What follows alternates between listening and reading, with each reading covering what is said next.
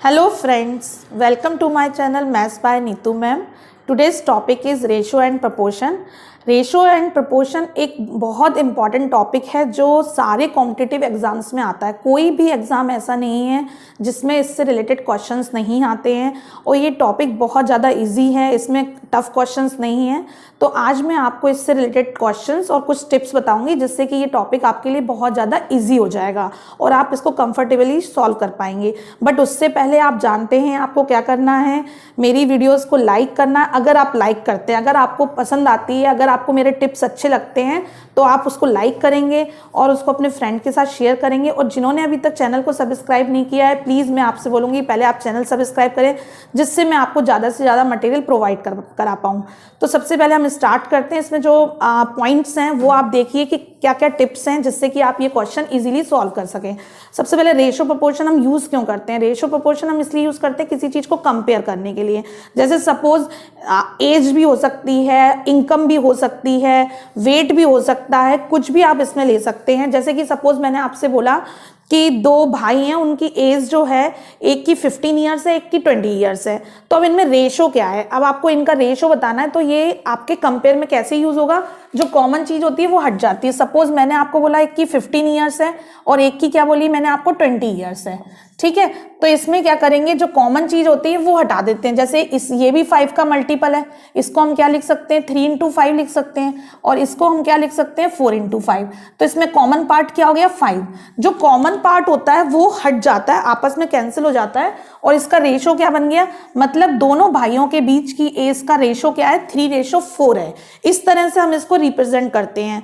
तो मैं आपको यही बताना चाह रही थी कि कभी भी कोई भी चीज आती है और वो बोलते हैं आपको उसको रेशो में रिप्रेजेंट करिए, तो रेशो में रिप्रेजेंट करने के लिए आप उसका कॉमन पार्ट जो होंगे वो हटा देंगे। सेम थिंग ऐसे ही आपको क्या है, कभी कभी ये तो आपने रेशो में रिप्रेजेंट कर दिया, बट ऐसा हो सकता है कि रेशो में दिया और आपको वैल्यू निकालनी हो।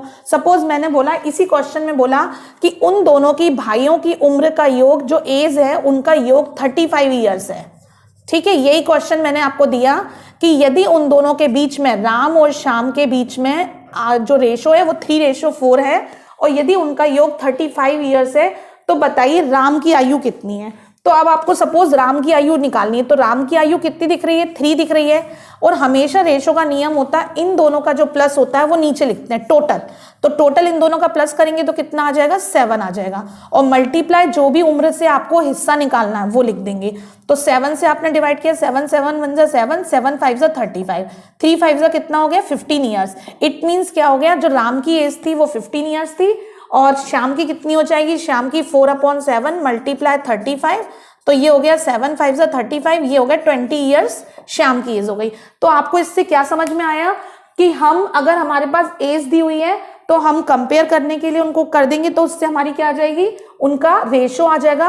तो रेशो में हमेशा याद रखना कि एक कॉमन चीज होती है दोनों में, 2 क्या 3 भी हो सकते हैं, 4 भी हो सकते हैं। सपोज एक घर में 4 भाई बहन है तो चारों के बीच में चल रहा है, तो चारों के बीच में अगर अपन करेंगे तो चारों का आ जाएगा अपने पास। और यदि हमें उनकी टोटल दी हुई है और टोटल से उनको पार्ट करना है तो पार्ट करने के लिए भी हम क्या करेंगे, जिसका हमें हिस्सा निकालना है उसको हम ऊपर लिखेंगे और टोटल नीचे लिखेंगे। ऐसा क्यों किया जाता है उसका भी मैं आपको रीजन बताती हूँ कि जैसे सपोज मैंने आपको पहले भी समझाया हुआ है कि फ्रैक्शन के चैप्टर में, कि सपोज ये एक पिज्जा है, पिज्जा में मैंने इसके पार्ट किए, कितने पार्ट किए, जैसे यहां से किया ऐसे, ये पार्ट हो गए। अब मैंने बोला कि ये बताइए ये राम को मिला, तो कितना राम को पार्ट मिला, तो ये टोटल पार्ट कितने थे 8 पार्ट थे, तो 8 पार्ट नीचे आएगा और राम को कितना मिला 1। अब मैंने बोला ये 2 पार्ट जो मिले हैं वो श्याम को मिले हैं, तो ये कितने पार्ट हो गए 2 और 2/2 कितना हो गया 8 हो गया। तो इस तरह से हमको जो भी चीज होती है तो हम टोटल हमेशा नीचे लिखते हैं और जितना पार्ट जिसको मिल रहा है वो ऊपर लिखते हैं। इस तरह से हम ये भी निकाल सकते हैं कि सपोज आपसे पूछा जाए कि ये रिमेनिंग पार्ट उन्होंने खाए, लक्ष्मण ने खाए सपोज, तो रिमेनिंग पार्ट कितने हैं 5 है, तो 5/8 क्या हो गया, किसको मिला, लक्ष्मण को। अब सपोज ये तो आपने इसमें से डायग्राम से देख के निकाल लिया, लेकिन आपके पास डायग्राम नहीं होता तो आप कैसे निकालते, तो हम हर चीज को ये मान के चलते हैं हर चीज एक 1 होती है और 1 में से 1/8 पार्ट चला गया राम के पास, 2/8 चला गया उसके पास, श्याम के पास। तो अब कितना पार्ट बचा हुआ है? तो इसका तरीका होता है कि हम ये दोनों का प्लस हो गया 3 और नीचे वाली संख्या से 8 से हम 3 को सब्ट्रैक्ट कर देंगे। तो जब हमने 8 से 3 को सब्ट्रैक्ट किया तो कितना आ गया हमारे पास 5/8। या तो आप डायरेक्ट ऐसे कर सकते हैं या फिर क्या कर सकते हैं, एलसीएम लेके कैसे करेंगे, 8 एलसीएम आया, 8 का इससे मल्टीप्लाई हुआ, 8 1 जा 8, फिर यहाँ पे तो एलसीएम जब नीचे से डिवाइड हो गया तो ये कितना हो गया 8 - 3, 8 - 3 कितना होता है 5, 5/8 आ गया। और अदरवाइज आप डायरेक्ट भी कर सकते हैं कि डायरेक्ट आप यहाँ से माइनस कर देंगे 1 और 2 को 8 में से, तो आपके पास कितना आ जाएगा 5/8। तो इस तरह से रेशो और प्रोपोर्शन में हम बहुत सारी चीजें करते हैं। अभी मैंने आपको एक नॉर्मल टिप्स बताए हैं, अब इससे रिलेटेड मैं कुछ क्वेश्चन स्टार्ट करूंगी और हर क्वेश्चन जो होगा वो नया क्वेश्चन होगा, जिससे आपको नए टिप्स मिलेंगे, ट्रिक्स मिलेगी कैसे पेपर में आपको सॉल्व करना है। चलिए हम स्टार्ट करते हैं। क्वेश्चन नंबर 1, इसमें देखिए आपको क्या दिया हुआ है, if x ratio y is equal to 12:5, आपको ये दिया हुआ है। और फिर दिया हुआ है z ratio y is equal to 21:16। अब इन्होंने बोला है x z की वैल्यू बताइए। इसमें 2 तरह के क्वेश्चंस आते हैं, मैं आपको सब चीजें बताऊंगी कि किस किस क्वेश्चन किस किस टाइप के आ सकते हैं किसमें। एक तो अभी ये क्वेश्चन आया हुआ है और इसमें आपसे x y z भी पूछ सकते हैं, दोनों क्वेश्चन पूछे आ सकते हैं कोई भी। तो सबसे पहले क्या करना पड़ता है, इसमें जो कॉमन चीज होती है उसको हमें इक्वल बनाना होता है। कॉमन जहां पे भी आपको देखे पहले उसको, तभी आप इनको तीनों को एक सीध में लिख पाएंगे। जैसे आपको x y z लिखना है तो आपने देखा इसमें y कॉमन है, y कॉमन है तो यहाँ पे y की वैल्यू 5 है और यहाँ पे y की वैल्यू कितनी है 16 है। तो आपको इन दोनों को इक्वल बनाना है। तो इन दोनों को इक्वल कैसे बनाएंगे, तो इनको इक्वल बनाने के लिए क्या करेंगे, अगर हम 16 का 5 में मल्टीप्लाई कर देते हैं और 5 का 16 में मल्टीप्लाई कर देते हैं तो ये आपस में क्या हो जाएंगे, इक्वल हो जाएंगे। तो बट हमारे को ऐसे परमिशन नहीं है कि केवल हम इसमें उठा के मल्टीप्लाई कर दें, ऐसा नहीं होता है। कायदे से जो रेशो का साइन होता है, रेशो मीन्स भी क्या होता है 12/5 होता है, और इसी टाइप से ये क्या लिखा हुआ है 21/16 लिखा है। तो हमने रैशनलाइजिंग पढ़ी हुई है, हर का, जिसको हिंदी में बोलते हैं हर का परिमेयकरण। उसका नियम ये होता है कि हम ये मानते हैं कि हमेशा इसके साथ 1 प्रेजेंट रहता है। तो 1 की जगह पे, जैसे कि सपोज मुझे इधर 16 का मल्टीप्लाई करना है तो मैंने 1 के प्लेस पे क्या किया 16/16 कर दिया, और ऐसे ही इस 1 के प्लेस पे मैंने क्या कर दिया 5/5 कर दिया। क्यों कर दिया, क्योंकि मुझे इन दोनों को y की वैल्यू को इक्वल बनाना था और केवल मैं y में मल्टीप्लाई नहीं कर सकती हूँ, तो इसलिए मुझे रैशनलाइजिंग करनी पड़ी। तो आप इससे क्या समझे कि हम इस वाली इक्वेशन में 16 का मल्टीप्लाई कर देंगे, ये तो मैंने आपको समझाने के लिए किया है। तो आपने इस तरह से लेकिन आप इसको नॉर्मली पेपर में कैसे लिखेंगे, नॉर्मली पेपर में टाइम वेस्ट ना करते हुए आप लिखेंगे 12:5 है, इसमें आप मल्टीप्लाई करेंगे 16 का, और फिर लिखा हुआ है आपके पास z रेशो y। तो आपको y की वैल्यू इक्वल करनी है, y की वैल्यू कितनी है 16 है, तो आप इन दोनों में किसका मल्टीप्लाई कर देंगे 5 का। तो जब आपने इसका इससे मल्टीप्लाई किया तो कितना आ जाएगा, 12 का इससे करेंगे, 12 6 क्या होता है 72, 2 आया, और 12 1 12, 12 में आपने 7 प्लस किए तो कितना हो जाएगा 192, और फिर रेशो आपने 16 5 का किया तो कितना होता है 80 आ गया। ठीक है, जब आप यहाँ पे करेंगे इसका मल्टीप्लाई, ये आपकी एक्स वाई हो गई, और जब आपने दूसरे में की जेड वाई में करी तो क्या हो जाएगा 21 का जब आपने इससे किया तो ये हो जाएगा 110, 5 0 5 1 5 सॉरी 105 आएगा, 105, 5 1 5 5 2 10। ठीक है, और रेशो यहाँ पे जब आप करेंगे तो 80। अब क्या हुआ, आपने देखा कि आपकी जो y की वैल्यू थी वो आपस में क्या हो गई, इक्वल हो गई। जैसे ही y की वैल्यू इक्वल हो जाएगी आप इन तीनों को एक सीध में लिख सकते हैं। तो आपका आंसर कितना हो गया, x कितना हो गया 192, y कितना हो गया 80, और ये कितना हो गया 105। अब जब ये अब पेपर में क्वेश्चन या तो x ratio y ratio z पूछ सकते हैं, या फिर आपसे क्या पूछ सकते हैं x रेशो z पूछ सकते हैं। तो यदि आपसे x रेशो z पूछा जाता है तो x की वैल्यू कितनी है 192 है, और z की इसकी वैल्यू कितनी है 105। तो आपका आंसर कितना हो गया 192 रेशो 105। क्वेश्चन नंबर 2 क्या बोल रहे हैं इसमें, यदि a का 60%, इन्होंने बोला a का 60% इज इक्वल टू b का 3/4, तो बोला है इन्होंने कि a रेशो b बताइए। अब कैसे करेंगे इसको, अब a का 60% का या ऑफ लिखा हो तो इसका मतलब होता है मल्टीप्लाई का साइन, और 60% मेरी एक परसेंटेज की वीडियो है, उसमें मैंने बताया हुआ है कि हम पूरा सॉल्व नहीं करा करें, हमें अपनी हैबिट में आना चाहिए और लर्न हो जाना चाहिए कि 60% की वैल्यू क्या होती है। लेकिन मैं आपको अभी बता रही हूँ, जैसे कहीं पे भी 60% लिखा है तो आप सीधे सीधे इसको क्या लर्न करेंगे, जैसे कि 2 से कैंसिल किया तो 2 3 जा 6 और 2 5 जा, तो आप सीधे सीधे जहां पे भी 60% लिखा हुआ है उसको डायरेक्ट आप क्या लिख सकते हैं, 3/5। इस तरह से आप लोग लर्न करके रखेंगे तो आपका टाइम सेव होगा। और यहाँ पे लिख दिया b का 3/4, b का 3/4 कितना हो जाएगा, 3/4। ठीक है, अब इन्होंने बोला a रेशो b बताइए, तो हमें a के रेशो में b चाहिए, तो b को हम क्या करेंगे, इधर ले आएंगे क्रॉस मल्टीप्लीकेशन से और इनको यहां ले जाएंगे, 5 उधर जाएगा और 3 इधर जाएगा, तो a/b इज इक्वल टू कितना हो गया, 3/4 तो लिखा हुआ था, 5 ऊपर चला गया और 3 नीचे आ गया, ये वाला 5 क्रॉस मल्टीप्लीकेशन से ऊपर जाएगा और ये 3 नीचे आ जाएगा, 3 से 3 कैंसिल हो गया, तो आपके पास आंसर कितना आ गया, a ratio b is equal to 5/4। ठीक है, फिर से मैं एक बार एक्सप्लेन कर रही हूं कि कभी भी आपको ये लिखा हुआ है, जैसे का मीन्स होता है ऑफ और इसका साइन होता है मल्टीप्लाई, आपको 60% दिया जाए, 20% दिया जाए, 40% दिया जाए, 50% कुछ भी दिया जाए, व्हाटएवर, तो आप उसको क्या करेंगे, इसकी एक पूरी वीडियो है, आप परसेंटेज की मेरी वीडियो देखना तो उसमें आपको समझ में आ जाएगा, उसको आप लर्न करके रखिए, बार बार आप सॉल्व नहीं करिए। जैसे 30% लिखा हुआ है तो आपके दिमाग में क्या होना चाहिए, यहाँ पे 60% है तो मतलब क्या हो जाएगा, 3/5 हो जाएगा, तो आपने 3/5 मेंशन किया और यहाँ पे लिखा था 3/4, ये क्रॉस मल्टीप्लीकेशन से इधर चला गया और b क्रॉस मल्टीप्लीकेशन से नीचे आ गया। इक्वल में ऐसा ही होता है, मल्टीप्लाई की चीज डिवाइड में जाती है और डिवाइड की चीज मल्टीप्लाई में। जब आपने इसको सॉल्व किया तो 3 से 3 कैंसिल हो गया, आपका आंसर आ गया 5/4।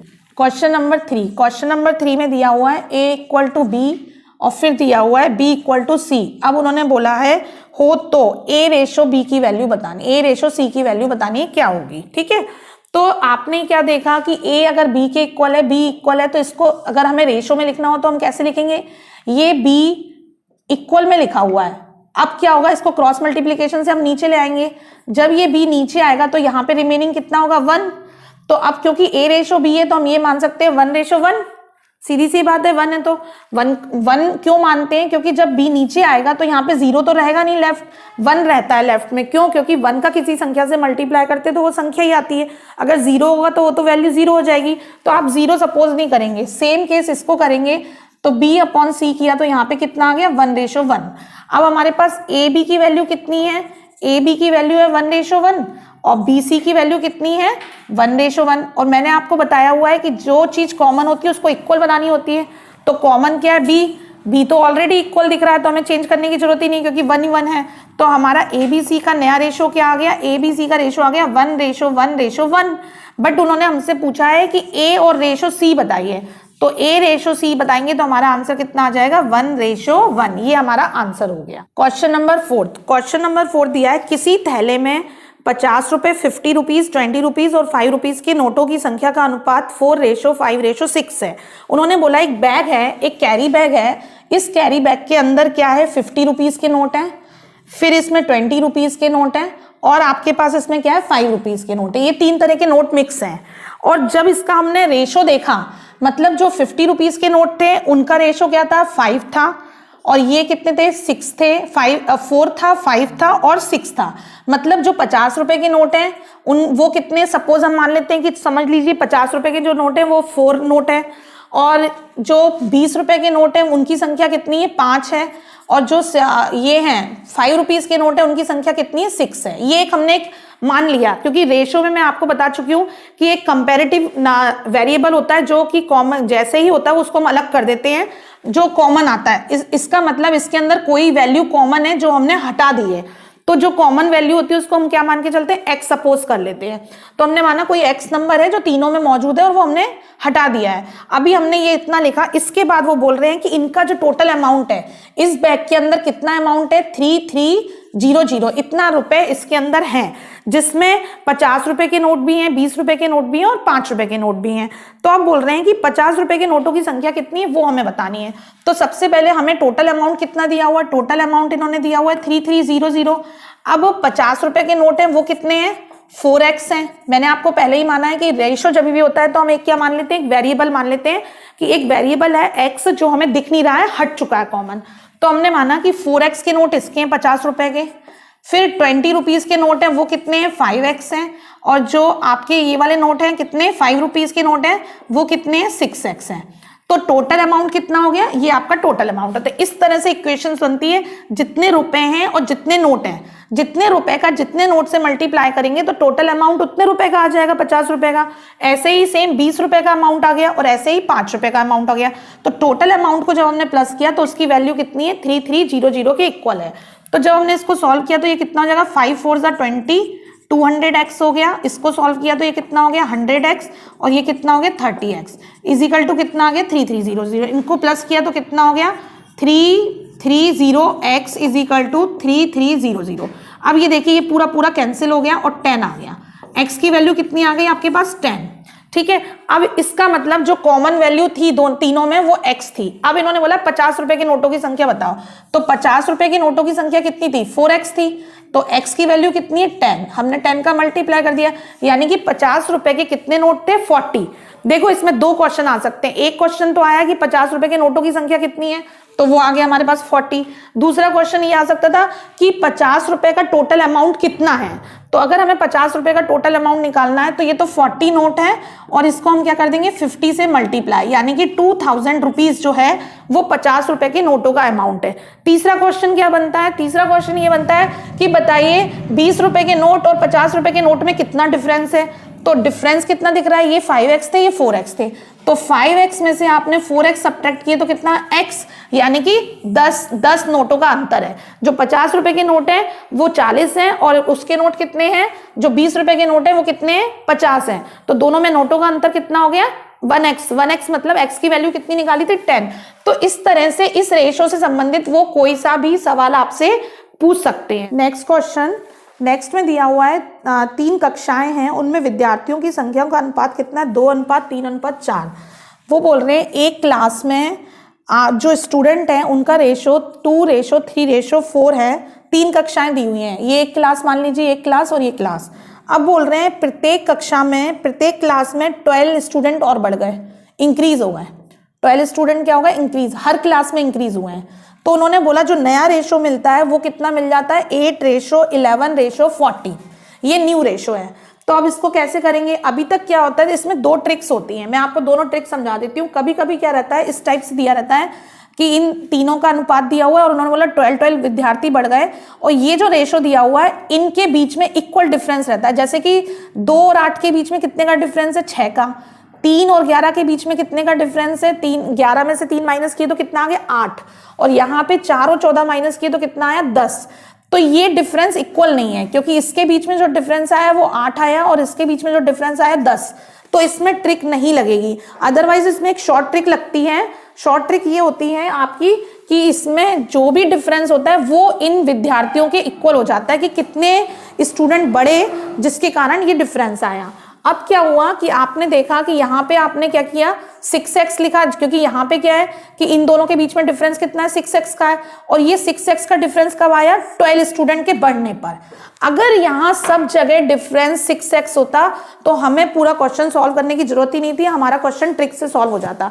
बट क्योंकि यहाँ डिफरेंस 6 का है, यहाँ पे डिफरेंस 8 का है और यहाँ पे डिफरेंस 10 का है, तो ये हमारी ट्रिक यहाँ पे फेल हो जाएगी। हमें यहाँ पे लॉन्ग मेथड से थोड़ा सा करना पड़ेगा। कैसे, हमने माना कि पहले हमारे स्टूडेंट कितने थे, 2x थे और इसमें 12 स्टूडेंट बढ़ गए। इसमें हमारे स्टूडेंट कितने थे, 3x थे और हमारे 12 स्टूडेंट पढ़े। और ये हमारा नया रेशो क्या दिखा रहा है, 8:11 दिखा रहा है। अब क्या होगा, 11 का इधर क्रॉस मल्टीप्लीकेशन होगा और 8 का इधर मल्टीप्लीकेशन होगा। तो 11 का जब हमने 2 से मल्टीप्लाई तो किया 22 हो गया, x हो गया, और प्लस 11 का इससे मल्टीप्लाई किया तो कितना हो जाएगा, 132 हो जाएगा। अब 8 का इससे मल्टीप्लाई किया तो 8 3 जा कितना हो गया, 24 हो गया x, और फिर 12 का हमने 8 से कितना हो जाएगा तो 96, 12 8 जा 96। अब हम क्या करेंगे, इस 22x को इधर ले जाके सब्ट्रैक्ट करेंगे तो कितना आ जाएगा, 2x आएगा, क्योंकि 22 24 से सब्ट्रैक्ट होंगे तो 2x, और 96 को हम इसमें से सब्ट्रैक्ट करेंगे तो 12 में से 6 गए तो 6 आ गया, और यहाँ पे कितना हो गया 12, क्योंकि एक हमने यहाँ पे दे दिया है। तो 12 में से 9 गए तो कितना आ गया आपके पास 36। 2 से कैंसिल किया तो ये कितना है, 2 1 जा 2 और 2 8 जा 16। x की वैल्यू आ गई आपके पास 18। अब उन्होंने क्वेश्चन किया क्या है, उन्होंने हमसे बोला है पहले 3 कक्षाओं में मिलाकर कुल मिलाकर कितने स्टूडेंट थे। तो पहले हमारी कक्षा में कितने बच्चे थे, इसमें हमारे 2x थे, फिर 3x थे और फिर 4x थे। तो टोटल कितने हो गए 2 3 5 और 4 कितने हो गए 9x स्टूडेंट थे टोटल। और x की वैल्यू कितनी है 18। तो 9 में हम 18 का मल्टीप्लाई कर लेंगे तो कितना हो जाएगा 9 8 72, 9 एकम 9 हो गए और 7 जोड़ देंगे तो कितना हो जाएगा 16। 162 टोटल स्टूडेंट हो गए जो हमारी पहले क्लास में थे। अभी फिर से एक बार समझ लीजिए, रेशो दिया हुआ है 2:3:4। उन्होंने कही जैसे ही 12 स्टूडेंट इंक्रीज होते हैं ये न्यू रेशो क्या हो जाता है 8:11:14 हो जाता है। तो ये 12 स्टूडेंट जब हुए क्या हुआ कि पहले 2x स्टूडेंट थे, 12 स्टूडेंट बढ़ गए, इसके 3x थे तो इसमें 12 बढ़े, तो इनका नया रेशो क्या हो गया 8:11। आप चाहते तो इन दोनों को भी लेके कर सकते थे 3x और 4x लेके और 12 प्लस करके, कोई से भी आप 2 लेके करेंगे आपका ये क्वेश्चन सॉल्व हो जाएगा। और जब हमने इससे सॉल्व किया तो हमारे पास x की वैल्यू कितनी आ गई 18 आ गई। और 18 के बाद हमने यहाँ क्या किया 2x 3x 4x इनको उन्होंने बोला टोटल नंबर ऑफ स्टूडेंट बताइए कितने हैं। तो टोटल नंबर ऑफ स्टूडेंट कितने हैं, इनको हमने तीनों को प्लस किया तो 2 3 4 मिला के कितने हो गए 9x हो गए। और x की वैल्यू कितनी थी हमारे पास 18 की वैल्यू पुट कर दी। तो इस तरह से हमारा टोटल नंबर ऑफ स्टूडेंट आ गया, कितने नंबर स्टूडेंट थे हमारे पास। क्वेश्चन नंबर 6 में बोला है हमें a:b का रेशो दिया हुआ है, a:b दिया हुआ है इन्होंने 3:5। फिर इन्होंने b:c दिया हुआ है, b:c दिया हुआ है इन्होंने 4:7। अब उन्होंने कहा है कि a:b:c बताइए। इस तरह का मैंने पहला क्वेश्चन भी आपको समझाया था, एक और हो गया है तो आपको अच्छे से समझ में आ जाएगा। आपको देखना है कि कॉमन क्या है। कॉमन आपके पास क्या है b है, b की वैल्यू कितनी है, b की वैल्यू है 5 और 4। यहाँ पे b 5 है और यहाँ पे b कितना है 4 है। तो जो चीज आपके पास कॉमन है उसको हम इक्वल बनाते हैं, यानी कि 4 का मल्टीप्लाई हम ऊपर कर देंगे पूरे में और नीचे वाले में हम किसका मल्टीप्लाई कर देंगे 5 का। तो जब हमने मल्टीप्लाई किया तो ये कितना हो जाएगा 4 3 12, 4 5 20, फिर 5 4 20 और 5 7 35। ये हमारा आंसर आ गया। इसमें से वो कोई भी क्वेश्चन पूछ सकते हैं, आपसे ये भी बोल सकते हैं कि a:b:c बताओ, तो हमने a:b:c निकाल दिया। इसमें वो आपसे ये भी बोल सकते हैं कि a:c बताओ, तो 12 और 35 a:c हो जाएगा। इसमें वो आपसे ये भी पूछ सकते हैं कि सपोज हमारे पास कुछ अमाउंट दे दिया, जैसे कि इन तीनों का प्लस कितना होता है, ये 7 और 5 6 हो गया, 67 हो रहा है। सपोज इन्होंने हमसे दे दिया कि हमारे पास 6700 रुपीज हैं, तो बताइए बी का कितना हिस्सा है। तो बी का हिस्सा निकालना है तो आप यहां से बी का हिस्सा नहीं निकाल सकते हो, आपको इन तीनों को एक सीध में लाना होगा। जब ये एक लाइन में आ जाएंगे तभी आप इसमें से सी का बी का हिस्सा निकाल सकते हो।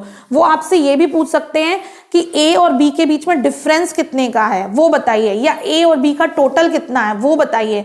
तो सारा काम जो होगा वो यहाँ से होगा और इस चीज को आप फॉलो करेंगे।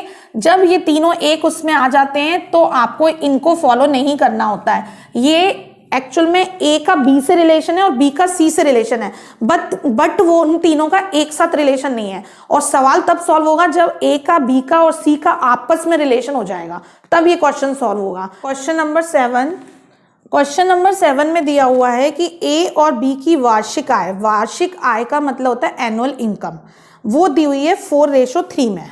और बोला है उनकी वार्षिक व्यय का मतलब होता है एक्सपेंडिचर, जो भी हमारा खर्चा होता है, वो दिया हुआ है 3:2 में।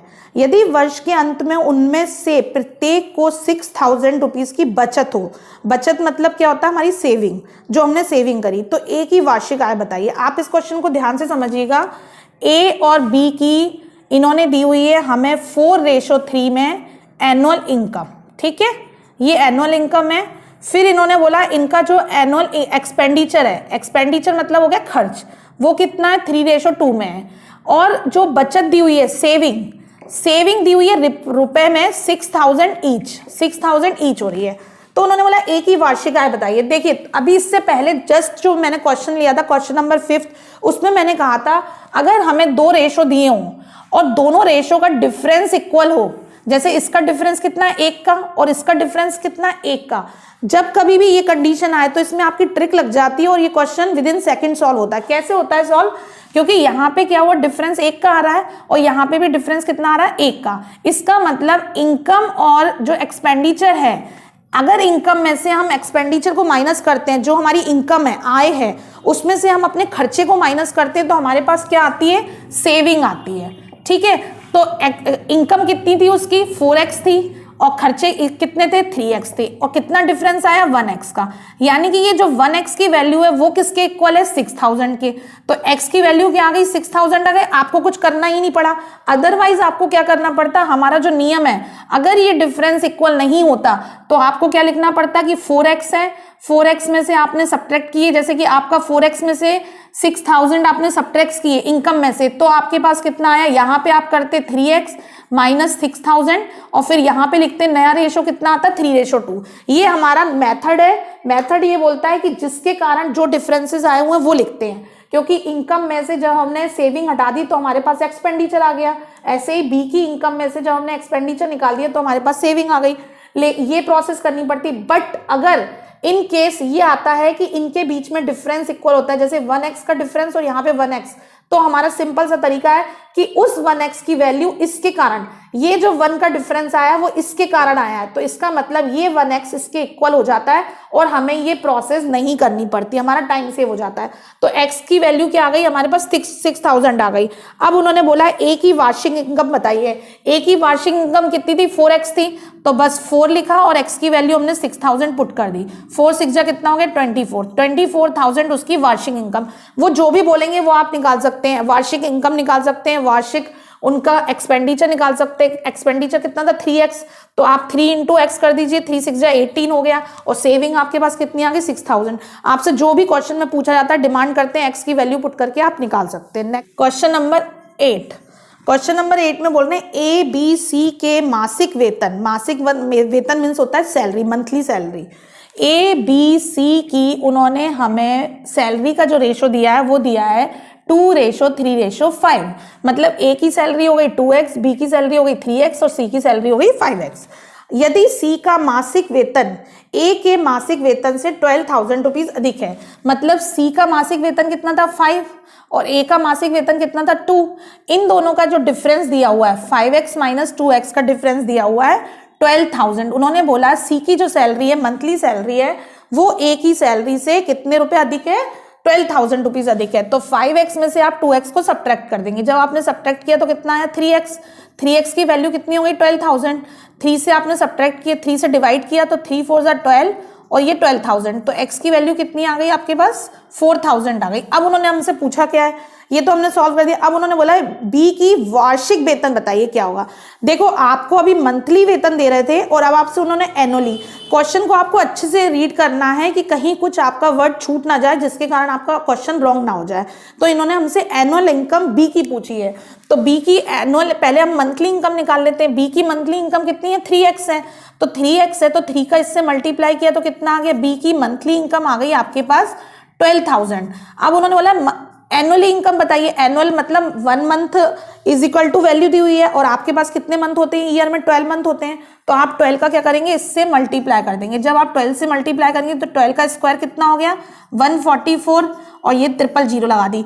कोशिश किया करो कि आप लोगों को स्क्वायर 40 50 तक लर्न हो, क्यूब लर्न हो, जिससे हमारी बहुत सारी चीजें सॉल्व हो जाती हैं, हमें बीच में कैलकुलेशन करके नहीं देखना होता है। और मैंने आप लोगों को जैसे बताया कि मल्टीप्लिकेशन की भी ट्रिक होती है, डिवीजन की भी ट्रिक्स होती हैं, ये सब ट्रिक्स होती हैं। इन ट्रिक्स को आप लोग सवालों के बीच में यूज करो। जैसे जैसे आप क्वेश्चन के बीच में यूज करने लगेंगे तो आप हैबिचुअल हो जाएंगे उस चीज की और आपका टाइम बहुत ज्यादा सेव होगा। अब जैसे मुझे 12 का स्क्वायर याद था तो मुझे मल्टीप्लाई नहीं करना पड़ा, मैंने डायरेक्ट स्क्वायर लिखा। तो ऐसे ही आप लोग भी अपने नेचर में लाइए कि हमें क्या करना है, कहाँ कहाँ जो चीज, जहां भी आपको ट्रिक मिलती है उस ट्रिक को समझो और उसको फॉलो करो। केवल अपने, ऐसा नहीं है कॉपी में रख के लिख लिया हमने, हमें उसको अपने माइंड में रखना है और उसको यूज करना है। तो ये हमारा आंसर आ गया। आज अगर आपको इन क्वेश्चंस में, जितने मैंने क्वेश्चंस कराए हैं, इनमें कहीं भी कोई डाउट होता है, कहीं भी कोई प्रॉब्लम आती है, तो आप मुझसे आप पूछ सकते हैं कमेंट बॉक्स में जाके, वो डाउट मैं आपके क्लियर कर दूंगी जहां भी कोई प्रॉब्लम होगी। ये सारे मैंने इसमें आपको कहीं कहीं टिप्स भी बताए हैं। अभी कुछ रेशो और प्रपोर्शन के कुछ क्वेश्चंस और रह गए हैं जो इंपॉर्टेंट हैं और उनकी मुझे आपको टिप्स देने हैं, तो वो नेक्स्ट वीडियो में आपको मैं उनके टिप्स दे दूंगी।